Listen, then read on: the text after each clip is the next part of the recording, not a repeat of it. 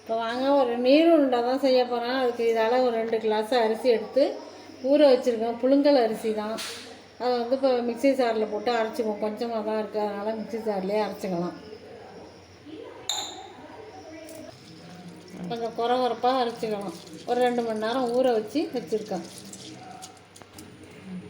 இந்த மிக்ஸி ஜாரில் போட்டால் இப்போ அரைச்சி எடுத்துக்குவோம். காமிக்கணும். தேவையான அளவு உப்பும் போட்டுருவோம். அதுலேயே அரிசிலேயே போட்டு அரைச்சிக்கலாம்.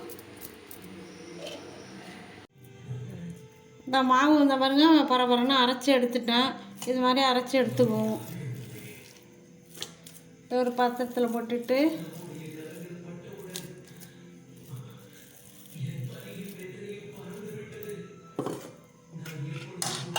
தேங்காய், நல்லா பெரிய தேங்காய் ஒரு தேங்காய் திருவி வச்சுருக்கேன், அதையும் இதோட போட்டுக்குவோம். தேங்காய் நிறையா போட்டால் தான் அது நல்லாயிருக்கும் டேஸ்ட்டாக, அதனால் தேங்காய் நிறையா வச்சுருக்கேன். இதுக்கு கொஞ்சம் பட்டை மிளகா அதெல்லாம் போட்டு தாளித்து கொட்டிடுவோம். என்னென்ன தாளிக்கிறேன்னு காமிக்கிறேன். கொஞ்சோண்டு எண்ணெய் ஊற்றிக்குவோம். ஊற்றி வச்சு எண்ணெய் ஊற்றிட்டு எண்ணெய் சூடாகட்டும். ஒரு ஸ்பூன் அளவுக்கு கடுகு, அதே அளவுக்கு உளுத்தம் பருப்பு கொஞ்சம்,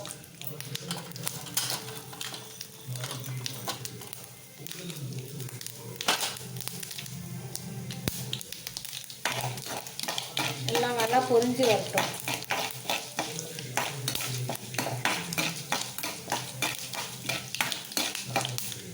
அது கூட ஒரு 3 பட்டை மிளகா வச்சுருங்க, அப்படின்னு போட்டுருங்க. கரெக்டாக புட்டு வச்சுருக்கேன்.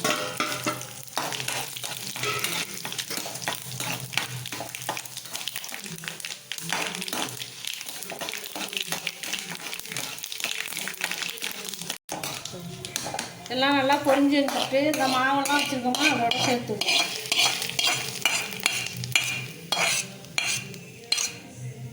எல்லாத்தையும் சேர்த்து பசஞ்சு எடுத்துக்கலாம். அவ்வளோதான். இப்போ தாளிச்சுக்கிட்டு எல்லாத்தையும் சேர்த்து கலந்து பசஞ்சிக்குவோம்.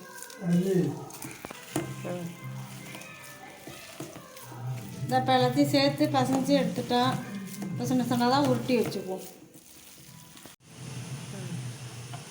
சேர்த்து பசஞ்சிக்கிட்டு இது மாதிரி உருட்டிக்குவோம். இது மாதிரி உருண்டை உருண்டையாக உருட்டி இட்லி பாலில் வச்சு அரைச்சிக்கலாம். இந்த எல்லாமே உருட்டிட்டா இப்போ இட்லி தட்டில் எடுத்து வச்சு வேக வச்சிடலாம்.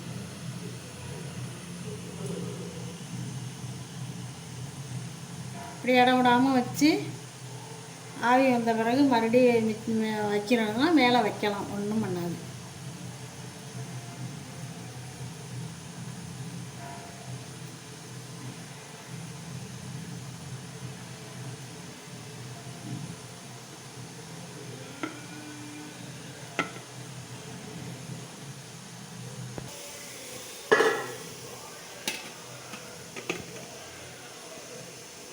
அப்படியே வச்சு வேக வச்சுக்குவோம். ஆவி வந்துட்டா இது மேலே வச்சுக்கலாம். அப்படியே எல்லாத்தையும் ஒன்றா வச்சோம்னா எல்லாம் அப்படியே ஒன்றோட ஒன்றா அமுங்கி போயிடும். உருண்டை இதாக இருக்காது, அப்படியே ஒன்றா அமுங்கிடும். இப்படி ஆவி வந்த பிறகு மேலே வைக்கிறோன்னா வச்சுக்கலாம்.